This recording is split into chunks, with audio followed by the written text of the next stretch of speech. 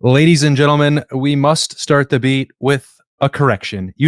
Right here on the Austin Birm Show, we pride ourselves on transparency and accuracy. And on Monday, in a discussion about the point spread for Ohio State and Texas in the season opener, we said that it was 6, but that's just not right. Isn't Ohio it? State is favored by 3 points. And on a Thursday, that makes perfect sense. That's the exact number of topics that we talk about on a Three Things Thursday. So glad we could clear that air. And I'm thrilled that it worked out that we could just tee off the show with another trifecta of points. Well, Okay. Well, my apologies. I want to be the first to point out that I'm blaming AI for that because you see, all I did was Google Ohio State and Texas point spread. And the first thing that pops up is the AI overview, which is apparently Google's way of trying to avoid doing its job, which is to search the internet for other places. Remember when Google was a search engine and not a smarty pants? Anyway, it says in the upcoming, that's why. Okay. See, this is my problem because I was doing it on the fly. So I'm going to take some heat here. No. I think you're missing the point. It says in the upcoming college football playoff semifinal, the spread is Ohio State -6. So it's not reflecting the fact that these two juggernauts are playing each other in 6 weeks. So it's a combination of me and Google really dropping the ball. But I'm glad it worked out for your 3 thoughts lead in because I am, as I say every week, I don't know where you come up with them, but I'm glad that this one occurred just naturally and gave you some opportunity to dive in. Me too. And the point was not to shame you for getting that number wrong or to shame AI or Google, which used to be a proper website and now is just, I don't know what, a mishmash of Wi-Fi jibber jabber. The point was that I had to continue the bit and you gave me an opening and I'm thankful for that. One thing we've not done, believe it or not, Birm, is really dive into Ohio State's schedule. And I thought maybe this would be a good time to do that because once we get to Monday, flying out to Las Vegas for Big Ten Media Days, we're going to be right back into talking ball season, which I am very much looking forward to.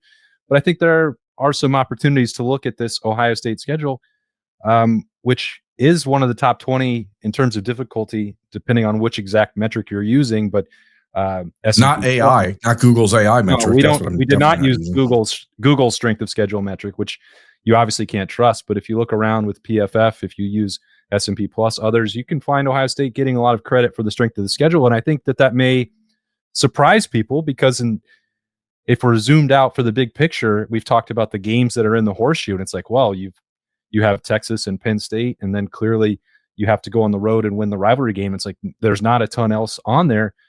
But this schedule is a little bit tougher than it might be perceived at first glance. Yeah, it's kind of tricky. And I think that you open with Texas and everyone sees that as the marquee matchup. And, obviously that's a top 3 game in the country. Then you have Grambling in Ohio and people will laugh at those, but it's the games that are not really going to be focused on after that I think are worth some more review. And that is, of course, going to Washington is going to be a challenge. It's a hard spot to play, period. It's a program with Jed Fish in his second year there that is it's got some pieces and a proud program. Minnesota is not a bad football team and it's going to be a difficult game in the horseshoe. And then you have to go to Illinois, which has the potential, I think, to be a top 15 team almost the entire season. Really good quarterback there. Again, weird place to play. And then you play at Purdue, which is like a nightmare location for Ohio State always. And even not always. It's a nightmare, regardless if the outcome's not always a nightmare. The location's a nightmare, period. Yeah, despite the beautiful changes they made to Ross-Ade Stadium in the last few years, which I actually quite enjoyed the last time we were there. But yeah, this is not, and then you have to go to Wisconsin. That's going to be a night game against Luke Fickell. Like there's some sneaky pieces to this puzzle for Ohio State. And I look at it now and you think about how huge of a weight must be off Ryan Day's shoulders that this schedule comes on the heels of winning a national championship and not on the heels of a season that ended with a loss to Michigan and then a loss in the first round of Tennessee. Do you have information that I don't about the Wisconsin game? Because I was told that was almost certainly not going to be at night. I don't know. Every time we go to Wisconsin, it's a night game. So if you are better off in that area than me, but I'm just making broad stroke assumptions because that's the way it always works. Yeah, no, I think we're actually both home and away for Ohio State staring at the possibility of brace yourself, like 6 straight noon games. So that's an 11 a.m. start. So we could be looking at back-to-back 11 a.m. starts in Central Time Zone for Ohio State against Illinois and Wisconsin. That is beautiful. Highly possible. I think it'll probably be 2:30 at Camp Randall, but we'll see. I don't want to get too far ahead of things, but it's on the table that it could be another lengthy run of noon games, which I think also plays into where I am with thing number one, which was the sneakiest part of Ohio State's schedule, or the sneakiest game. I don't like the word trap game because for Ohio State specifically, every single week they're going to get an opponent's best shot. And I think that we're past the point of the Buckeyes dealing with complacency, overlooking opponents, letting things slip. But if that's the way that you view it and you want to think about it in those terms, for me, Birm, I think Illinois is that spot. And you kind of teed it up for me with a likelihood that they could be in the top 15 all year. Their schedule sets up where that could be unbeaten versus unbeaten, and the most buzzed atmosphere that they've had in Champaign, and certainly my time covering Ohio State, but maybe going back 20 years or so to a game that I'm sure you don't want to talk about. But I don't know what game you're talking about. Okay. Well, don't worry about it then. Yeah. All I remember about that season is that Ohio State played in a national championship game. And so, whatever happened to get them there, I completely forgot. Okay. Also, good. whatever happened in that national championship game, I also conveniently forgot. Well, that's helpful for a show where we're supposed to be talking about Ohio State and I guess the future, maybe not history. But I do think that it's Illinois, and there's a compelling case to be made that it's the following week. If Ohio State goes and handles business at Illinois, you have another meat grinder of a road trip out there to play Luke Fickell and the Badgers, where you know that they're going to be well coached, you know that they're tough, and they have a sort of blueprint formula to try and run the football and play good defense and shorten the game. We've seen that from a number of Big Ten opponents from Ohio State over the last few years, some with more success than others. But to me, I think Illinois is just the more talented team, which is why the front end of that back-to-back is where I have the sneaky radar on alert. Yeah, the Illinois game, Brett Bielema is a really good coach. And people can have whatever opinion you have about him from his time at Wisconsin. He is a man that is boisterous. He likes to chat. He likes to speak his mind. I think it's great. I think more coaches that are unfettered and go on to college football, social media situations and say what they think are great for the sport. And that's awesome. They've done a great job acquiring talent in the last couple of years. Defensively, they've been solid. Luke Altmaier is one of the best quarterbacks, not just in the Big Ten, but in the country. Again, it's going to be an 11 a.m. start. Again, you're thinking about a likelihood of a team that's going to be undefeated. It's going to be a house that is buzzing. And literally, there's not much else to do in Champaign other than get drunk that early in the morning if you're a fan. So, that's been a place traditionally where Ohio State fans have been able to take over the stadium. And it'll be interesting to see if Illinois is able to withstand that this year because, both of those teams are going to be in a position to be fighting for a Big Ten championship berth at the midpoint of the season. Illinois is going to have some advantages, I think, in the fact that their schedule is probably not quite as daunting as Ohio State's is. They play a handful of teams that are not really going to put them in a position where they're getting beat up the way Ohio State is. And that's also fine. They play Purdue the week before Ohio State, South Carolina or Southern Cal 2 weeks before. So it's more of a, fun freestyle passing game. It's not quite the physical meat grinder that you said. But Ohio State has to play Washington, then Minnesota, then Illinois. So you're going to get beat up a little bit heading into that. And it does set up as a sneaky spot for sure if you're an Ohio State fan. So I would recommend buying tickets for that game now if you're a Buckeye fan before the Illinois fans understand that they may have a chance to pull off an upset that day. Well, and if it is unbeaten versus unbeaten and Illinois pulls off that win over USC, which I think they will, the price of tickets for those are going to skyrocket. So grab them now. And you won't be able to find a hotel room in Champaign. I can go ahead. You don't need to. That's the beauty of Illinois is that you can just drive home after the game. You'll get home by midnight or so. if you don't stay after. So you just need to find somewhere close enough on Friday night to get you into Champaign by 8:30 or 9 in the morning on Saturday, and then drive home. Are you in agreement then that it is Illinois? Yeah, I mean, Wisconsin is the other one that I obviously would put on that list, but you talk about the lead in to the Ohio State Illinois game and the lead into the Ohio State Wisconsin game. If you're talking Minnesota, Illinois, and then Wisconsin, those are three physical matchups. But if you look at what Wisconsin has ahead of the Ohio State game, they play Michigan and Iowa back to back before the Buckeyes game.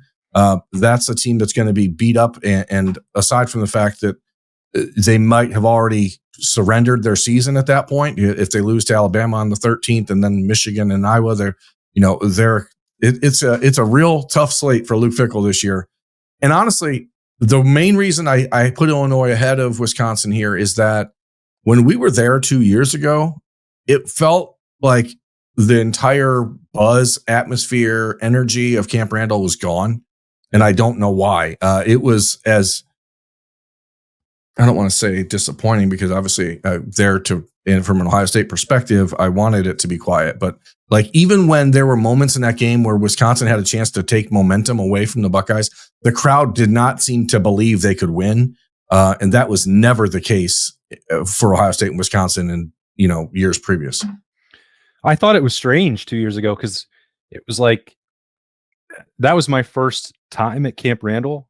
And I've certainly had a lot of experiences with Wisconsin fans. And I wrote some things a decade ago at ESPN where they weren't very nice and didn't really care for my opinions about the transition, both from Bielema and then Gary Anderson after that, and that I didn't understand Wisconsin, which I guess I don't, if that was only my first visit, because I thought that Wisconsin would have been not feeling like, hey, this is a competitive game against Ohio State. That's cool. Doesn't matter that we're not going to win. This is awesome. Like, we get to do jump around and the game's still competitive. That's really awesome. Great job, Badgers. And I thought that maybe that dissipated the last decade as, I don't know, been them wandering. They weren't fully wandering through the competitive desert. We saw them multiple times matching up with Ohio State in the Big Ten Championship. 2021. And those Badgers fans were like really fun to be around. And the atmosphere was festive. Ohio State and Wisconsin going after it and, trying to achieve something special with a Big Ten crown. And it's like, it's weird because that was not the experience a couple of years ago. And I don't really think that will be this year either. I think the Big Ten is a lot more fun when Wisconsin is at its peak. And, we'll get to that maybe later on in thing number 3. But yeah, I was expecting a much more Iowa 2017 environment, or even Purdue 2018 environment when we went back to Wisconsin in 2023, because that was the first time we'd been there in 10 years, right? So, or since 2016. So 7 years it had been since Ohio State was there. I think I expected that to be a much more raucous environment than it was. And hopefully those fans bring it this time around, because it makes, as you said, it does make the Big Ten a lot better. Yeah, that would be awesome. All right, that's thing number 1. And thing number 2, opening up the entire schedule to you, Birm. What do you think for a matchup creates the best, most fascinating subplot for the game? Can be player, can be coach, can be anything you want. What is a storyline? Let's just say non-Michigan related. Yeah, I think that's fair. I'm going to remove that from the equation. Non-Michigan, best storyline. I think it's fair to remove Michigan from the conversation, because obviously that's priority 1. And we have talked about that already in a 3 Things Thursday about the big 3 games on the schedule. Texas, Michigan. It's got to be the Jim Knowles thing, right? Like, it's got to be. Aside from the fact that Penn State may very well come into Ohio Stadium on the first weekend of November, undefeated, number 1 or number 2 in the country. Drew Aller trying to beat Ohio State for the first time in his career as an Ohio guy returning. Jim Knowles returning. Everything else about Ohio State, Penn State is dominant. Was one-sided a rivalry as there could be in the last decade, despite the fact that Penn State is always right there nipping at the heels. That's got to be one to me. And then the second is just how Texas handles Ohio State as a visiting team, and what impact Brian Hartline or Matt Patricia have as new defensive coordinators against Texas, who for the most part probably had to feel pretty good when you look at the schedule and you say, okay, we just played these guys in January, December. Now we can look ahead and project. We don't know how different Ohio State's going to be. Steve Sarkisian at SEC Media Days was asked a question about Ohio State and Texas and said, we want to go win that game. We want to avenge the loss. Like, they're talking about it, but they know this is a different team and a different environment. To me, it's a big game. It's obviously a huge game, one of the biggest games of the regular season in college football, but I don't know if the storyline itself goes much beyond that, because there's not the Quinn Ewers and Jack Sawyer storyline. There's nothing else. Sure, you have Arch and Julian Sayin, presumably both going at each other in their first game as full-time starters. But to me, it has to be Penn State. I mean, that game is going to mean everything for the Nittany Lions this year. And I think also for Ohio State, it's going to be pretty damn important when it comes to the playoff chase.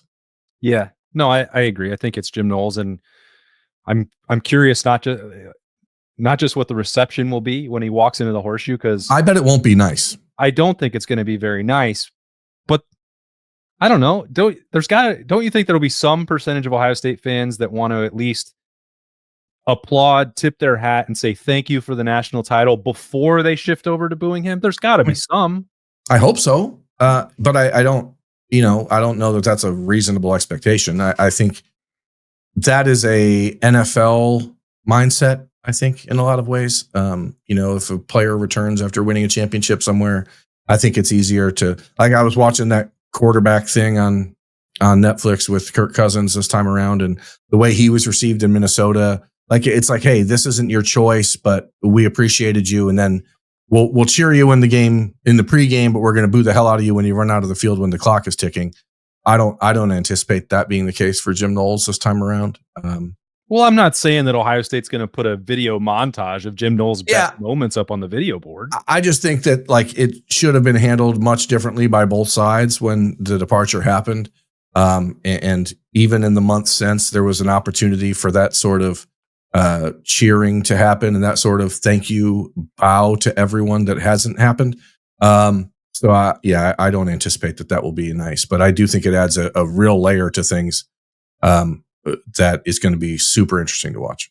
Beyond the pregame, though, I am interested to see how quickly the system that Jim Knowles coaches is able to be instituted by the Nittany Lions and, like, executed at a high level. I've talked to a number of people, not just at Ohio State, but elsewhere, about Knowles, about what Penn State is bringing back over the last couple of weeks, just because we get asked about him a lot, and people ask me, and I say, well, what do you think about his system and the way, because sometimes we move on so quickly, and we think back to Jim Knowles' first year and the difficulty at times that Ohio State had, the growing pains in learning it and communicating. And some people that have played high-level college football said, well, the book on the Jim Knowles thing is that you're going to hear a bunch of verbiage that's complicated, and it takes a year or two before you fully understand what you're doing. And I don't know if that will be the case for Penn State. They have veteran players. They've had spring. But, you think about the ups and downs and what happened at the end of that first season with Jim Knowles, and he came in under a lot of criticism for, did he blitz too much here? Was he too aggressive there? Did he have the wrong coverage here? What happened at the end of the game in this situation? That didn't happen in the postseason run a year ago, but he had a bunch of guys who had spent 2 or 3 years understanding the system, understanding the communication, understanding the terminology.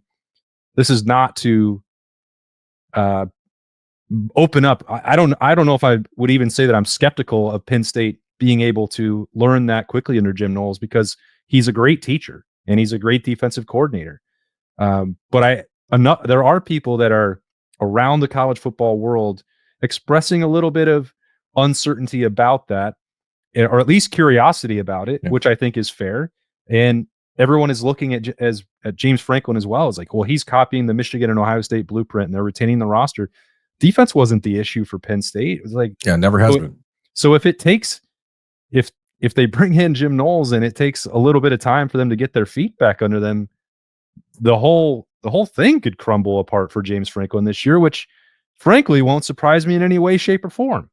Yeah, but that curiosity around Jim Knowles is well earned. I mean, his stops at Duke, Oklahoma State, Ohio State. Like, it took a couple years, as you mentioned, for things to get sorted. So the question is there a way to cheat the system? Is there a way to cut in line? And I don't know if he'd gotten to Ohio State in 2022 and had a veteran team, if it would have looked so confused at times. So those were all a bunch of very young players who Ohio State was leaning on. As you said, like this past year, they were all veterans. So now, was it the fact that they were all veterans that made it look easier? Was it the fact that they were all in year 3 of the Jim Knowles system that made it easier? We don't really know. So Penn State has a ton of returning depth, a lot of senior leadership, a lot of guys that have played a lot of football. So we're going to find out pretty quickly, I think, whether it's Jim Knowles' system in year 3 that matters, or if it's veterans working in Jim Knowles' system, and it doesn't matter if it's year 1, 2, or 3, because his real success as a defensive coordinator has come after he's had guys in the system for a while, but it's a chicken or egg situation in a lot of ways. And this will be the first time when we've seen him be put into a position. Like, even when he got to Ohio State, he said, I never had this type of talent before. I don't know. I'm trying to figure out myself how to use it. Now he knows how to use that much talent, but does it matter how long they've been in the system, or does it matter just how veteran they are in general? So I guess we're going to find that out. Yeah, that game will be in the Horseshoe to kick off November. Looking forward to that. For thing number 3, though, if you were going on an Ohio State road trip, let's put this purely in a perspective of vacation or bucket list. But it has to be this season? Yeah, this season. The one that you would recommend for anyone to go to. So Washington, 100%. 100% Washington. Okay. 100% Washington. Number 1, you're not going to play You didn't even know that they were in Seattle a couple months ago. I did. I thought they were like in some suburb. I don't know. But number 1, it's the end of September. It's like there's like I think a 10-week window when it's really ideal to go out to the Pacific Northwest. And that would be right in the middle of that 10-week window. It's a beautiful area to visit. It's a trip that you're going to see things you haven't seen. There's the ocean, there's bluffs, there's forest, there's all those other things. If you can get there a day or two early, the night before that game, the Mariners are playing the Dodgers. Like, you're going to have 2 of the best teams in baseball going at it in a playoff hunt. Like, 2 of the most exciting players in baseball, and Shohei Ohtani and Cal Raleigh with the Mariners, like, playing each other. I think people should go to that game and have a great time. Aside from the fact that everything we've ever heard about Washington Stadium and their fans is that it's one of the toughest places in the country to play. It's a really proud program, a lot of tradition, and a program that's on the ascent under Jed Fish. And I think that it's a no-brainer to go to that game, especially that time of year. If the Washington trip was at the same week of the Purdue trip, I would probably say Wisconsin. But because of the timing of the Washington trip, to me, it's a no-brainer. Seattle brewery scene is also, I guess it's going to probably make a strong push to be number 1 in the Big Ten now, surprisingly. Although Eugene wasn't bad either. For Tomorrow We May Die. Shout out to you all. Salem. Shout out Salem. Hospitality in Salem. How about you rank them then? What would be second? Oh, Wisconsin. I love Madison as a college town. It's awesome. Another thing on the Washington trip, because Ohio State has the week off the week before, I think it does give people a chance to maybe plan a trip that is actually a couple days long and enjoy the Pacific Northwest. So that's something you should definitely do. Wisconsin is number 2. Because Madison's great. What does Ohio State's off week have to do with fandom? Well, maybe they're people who travel with the team, like they're the Grateful Dead, and you get more time to go out there. I don't know. Oh, okay. Right. They're not playing at home the Saturday before, so you can make it a 2-weekend trip if you wanted. You know what I mean? Okay, I got make it a Saturday to Saturday. Illinois, that game is better to me than the Wisconsin game, but Champaign, as you mentioned, like, you can't get hotels there. It's in the middle of nothing. So unfortunately, that can't be on the list. Then Wisconsin. So Washington, Wisconsin. 3rd would be Ann Arbor. Again, tough spot. The worst part of that is the Thanksgiving weekend, so makes it difficult for people to plan travel. And again, finding hotels, that sort of stuff is not good there. That's all about the quality of the game, because and it's all about the weather. Like, you don't know what weather you're getting up there that time of year. So that's also annoying. And again, Purdue, I like West Lafayette as a little college town, but as far as you don't. I mean, it's a good college town. I'm not You trying to ever bad. seen the sun there? No, but I don't need to see the sun. I'm not trying to badmouth the Boilers. I respect them as a school. I think that their fans are actually a lot more passionate and loyal than they get credit for being. But I mean, there is a pretty sizable gap between Washington and Wisconsin on this year's schedule and everyone else. I'm going to tell the people at New Glarus that you did not want to visit. We were going to talk about this after the show, but I'm going to need you to make sure. Are you planning on going to New Glarus on Friday? What do you mean, am I planning? But you're flying, so I might need to talk to some other people about bringing me back some spotted cow. Well, I haven't. I love to drive, Birm. I'm thinking. Oh, I forgot about that. Yeah, maybe I'll just cruise on up there and make it a longer week, because you got the off week after Wisconsin. So I'll just cruise back and take my time. That's true. Load up the back of the CRV with. What was that place we went to in Madison 2 years ago where we had like those crunch wraps? They had delightful food at that brewery we went to. Remember it? What it was called? Yeah, but I wasn't able to eat it there. I wasn't able to eat food at that time. Okay. Well, that's your fault. But I want to know what that place was called, because I think I want to make sure people go there. It was their beer was okay, but the food was really great. What was it called? Vintage Brewing Company, maybe? No, it was called. This is great content right here that we're Youngblood. I think it was Youngblood.